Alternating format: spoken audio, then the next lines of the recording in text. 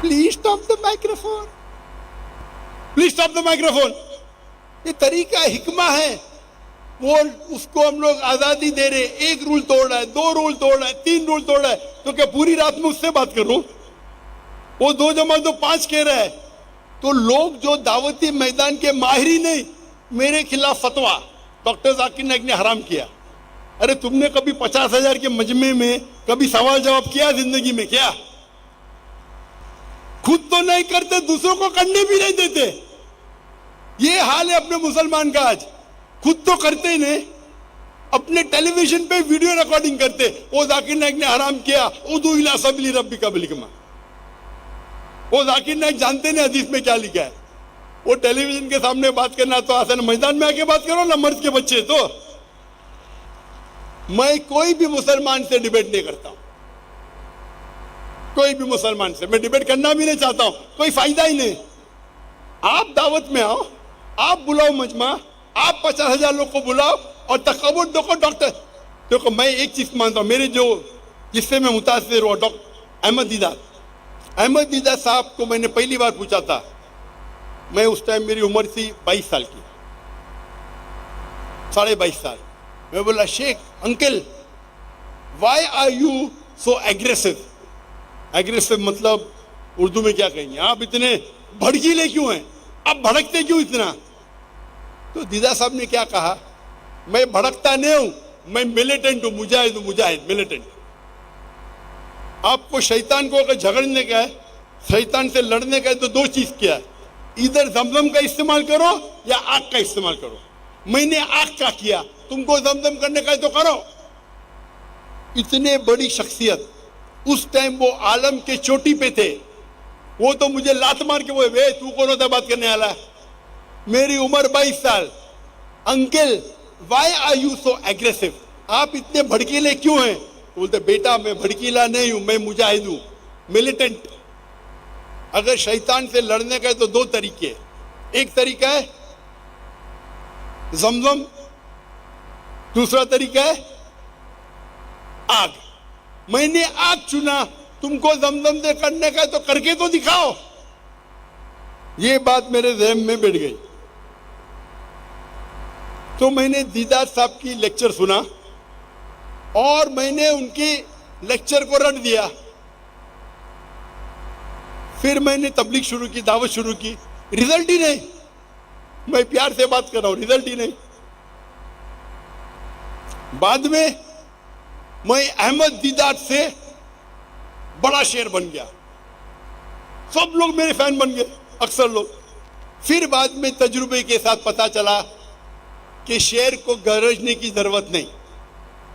जो राजा, जो शेर रहता है, जंगल का राजा रहता है, उसको गरजने की जरूरत है, 1-2 बार कर लिया काफी है। तो तजुर्बा आने के बाद मैं एकदम सॉफ्ट हो गया। लेकिन जरूरत है तो मैं कहता हूं मेरे तुलबा से, मेरे स्टूडेंट से, आपको गरजने की जरूरत नहीं। जरूरत पड़े तो गरजो। तो मेरा ये मौक़िफ़ है, मैं कहता हूं हमेशा गैर मुस्लिम से प्यार से बात करो, हिकमत से बात करो। लेकिन अगर वो नाजायज फायदा उठा रहा है, उसको प्यार से समझाओ। नहीं समझता है तो जरा ऊंची आवाज में। वो समझ रहा ही नहीं था। 50,000 1 लाख थे लाहौर में। 1 घंटा चाहता है, 1 सेकंड, 1 घंटा। और हमारे मॉडरेटर, उनको भी तजुर्बा नहीं। ये काम है मॉडरेटर का, उसको बंद करने का। तो हमारे मॉडरेटर तजुर्बा नहीं है, शायरी मानने में एक्सपर्ट है लेकिन तजुर्बा नहीं है, तो मुझे मॉडरेटर बनने पड़ता है।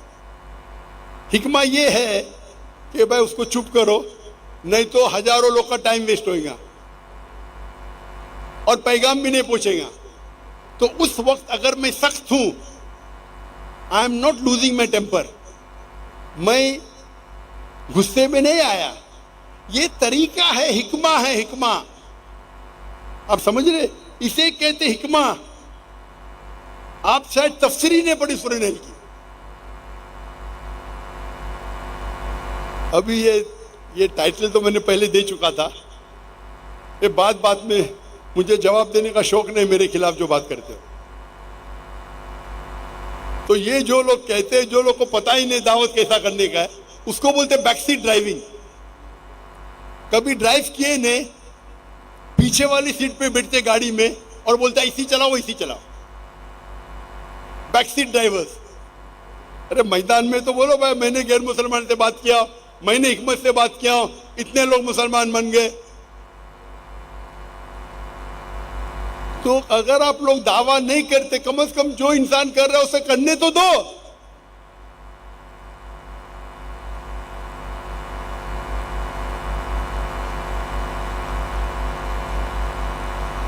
मैं आपसे ये कहना चाहता हूं, तजुर्बे के साथ इंसान और बेहतर बनता है।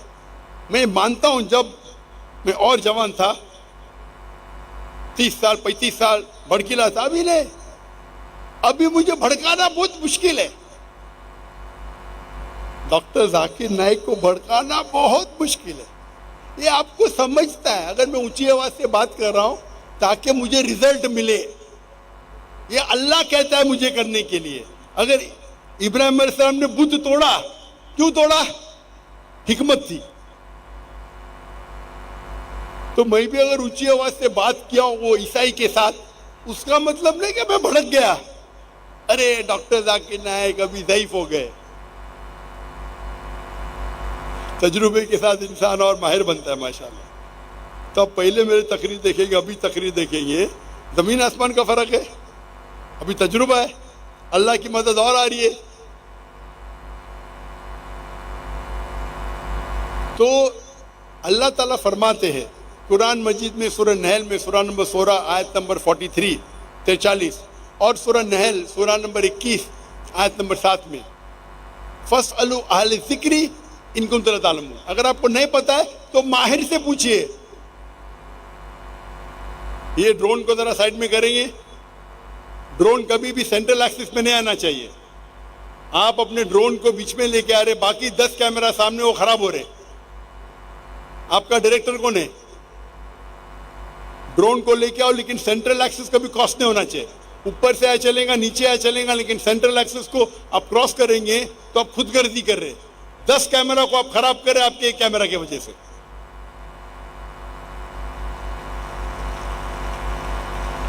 इसे कहते फस्अलू अहल ज़िक्री इन कुंतुम ला तालमून। उससे पूछो जो एक्सपर्ट है। हमारा फन है, मीडिया रिकॉर्डिंग हमारा फन है, मैं इसका माहिर हूं। वो कैमरा भी शूट कर रहा है, उसका शॉट अच्छा आएगा, लेकिन बाकी 10 कैमरा खराब कट जाएंगे।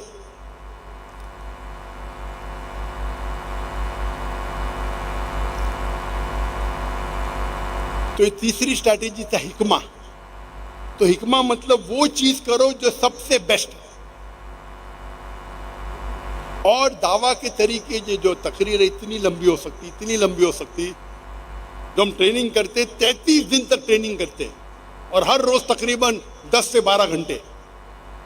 वो पूरा प्रोग्राम मेरा 350 आवर्स रिकॉर्डिंग है, 350 घंटे, 350 घंटे रिकॉर्डिंग और गाइड के साथ 650 घंटे मौजूद है अलीदा पे। पूरा एडिटिंग होने चाहिए, एडिटिंग बाकी है। तो तकरीर इतनी लंबी है कि खत्म ही नहीं हो सकती, करते ही जा सकते। मेरे बेटे ने पूछा, अब्बा आज की तकरीर के लिए आप तैयार है, क्या क्या बात करेंगे? मैं सोच रहा हूं क्या नहीं बात करूंगा, क्या नहीं बात करने का सोच रहा हूं, क्या बात करने की सोचने की जरूरत ही नहीं। दावा के तरीके क्या नहीं बात करूंगा सोचने पड़ता है। वक्त की किल्लत होने की वजह से तकरीबन 2 घंटे होने आ रहे, 5 मिनट बाकी है। मैं आखिरी चीज कहूंगा, जब दावती मैदान में हम ट्रेनिंग करते, दावा ट्रेनिंग प्रोग्राम, और दावा ट्रेनिंग में हम ट्रेनिंग करते किस तरीके से एक इंसान को महारत पाना चाहिए। हर फन में अलग महारत है और सबसे बेहतरीन दावा 1-to-1 दावा सबसे बेहतर है in terms of percentage of result. अब 1-to-1 करेंगे जिस तरीके से अल्लाह के रसूल करते थे, खुलफा राशिदीन के सहाबा, बेस्ट इज 1-to-1। लेकिन 1-to-1 में एक आदमी, रिजल्ट बेस्ट है। मिसाल के तौर पे,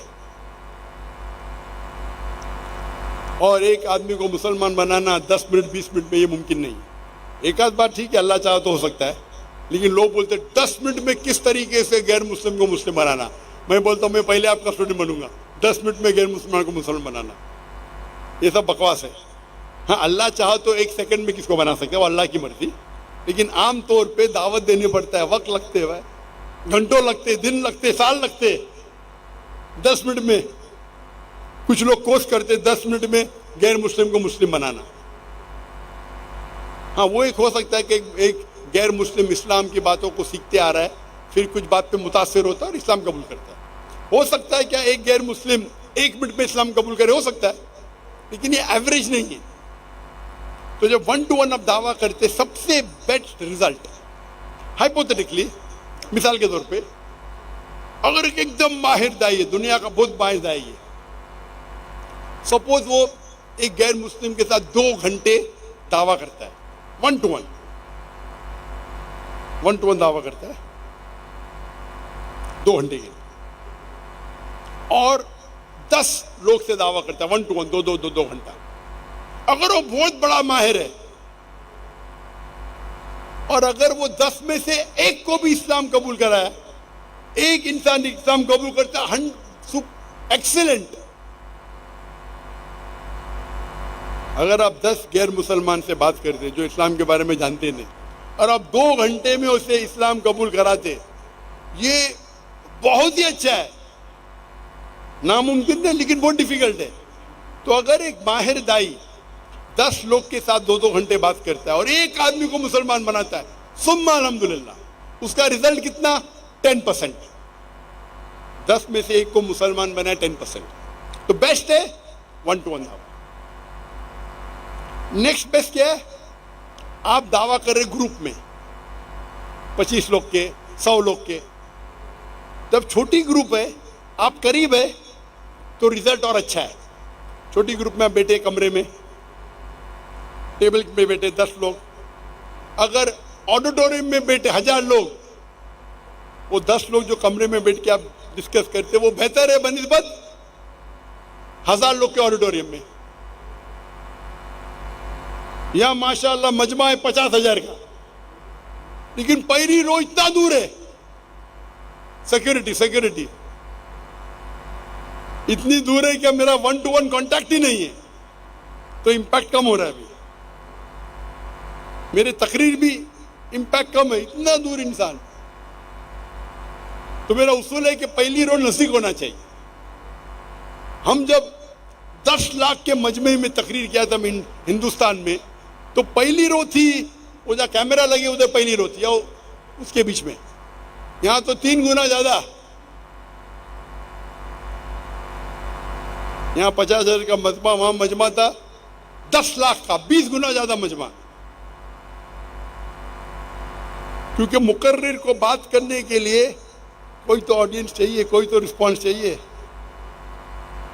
तो 1 to 1 बेस्ट है, मे बी 10%। वो अगर 10 लोग के सामने बात करेगा, एक साथ में बात करेगा, 20 लोग है, 20 लोग के साथ बात कर रहा है, एक साथ में बात किया, हो सकता है कि 20 में से एक मान गए, परसेंटेज कितना है, और वो तकरीर करेगा 20 लोग के 2-3 तकरीर करता है, तो जब 20 लोग के एक करता है 5% रिजल्ट। लेकिन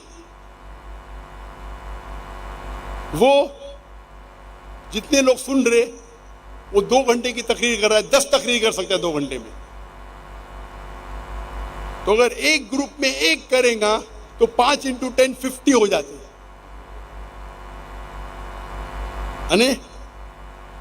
10 लोग ने इस्लाम कबूल किया। ग्रुप बड़ा है, जितना ग्रुप बढ़ते जाता है द इंपैक्ट ऑफ दावा कम होता है, लेकिन रीच बढ़ती है। तो मैं अगर 10,000 के मजमे में तकरीर कर रहा हूं और 0.1% ने भी इस्लाम कबूल किया, 10,000 में 0.1 कितना होता है, 10,000 में तकरीर किया और 0.1% ने इस्लाम कबूल किया, तो कितना होता है? 10 लोग।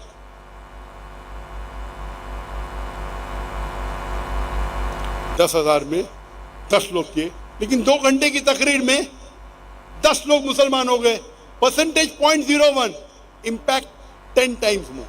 वहां 20 घंटे में एक आदमी मुसलमान बनता है। Impact is 10%, result is 1। इसमें मैं 10 लेक्चर देता हूं, 1000 लोग को, 10,000 लोग को 10 बार दे रहा हूं, तो 100 लोग इस्लाम कबूल करते हैं। Impact percentage is 0.1%, but quantity कितनी हो गई? 100, क्योंकि reach is multiple times more.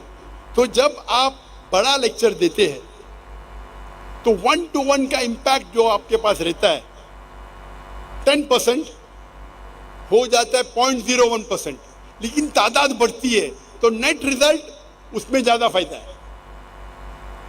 तो एक तकरीर करना 10,000 के सामने बेहतर है 1-to-1 से। लेकिन अगर आपको पता है कि वो आदमी सरदार है, उस कबीले का सरदार है, तो मैं उसको पब्लिक में नहीं बुलाऊंगा, 1-to-1 बुलाऊंगा। क्योंकि एक सरदार अगर इस्लाम कबूल किया, उसके पीछे सैकड़ों लोग, हजारों लोग कबूल करेंगे। तो आपको देखना चाहिए कब 1-to-1 दावा करना चाहिए, कब पब्लिक में करना चाहिए। तो 1-to-1 दावा बेस्ट है रिजल्ट्स में।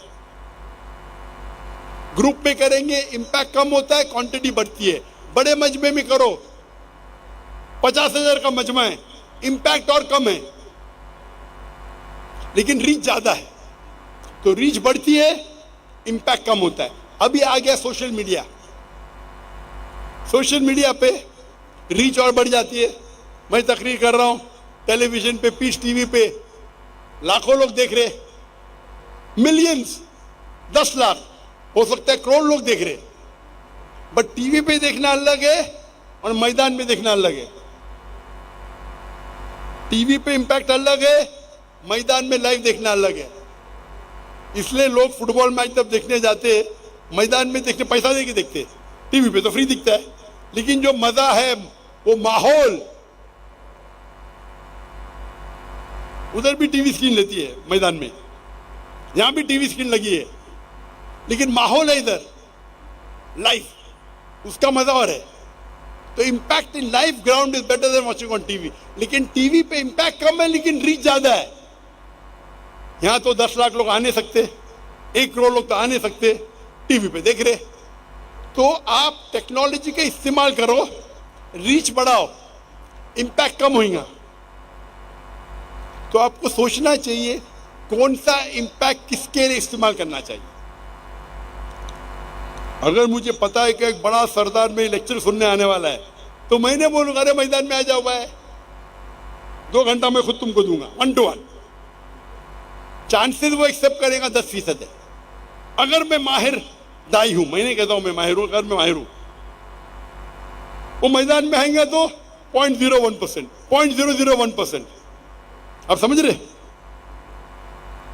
तो 1-to-1 जिस तरीके से साहबा ने किया बेस्ट है, आज भी बेस्ट है, उससे बेहतर है ही नहीं।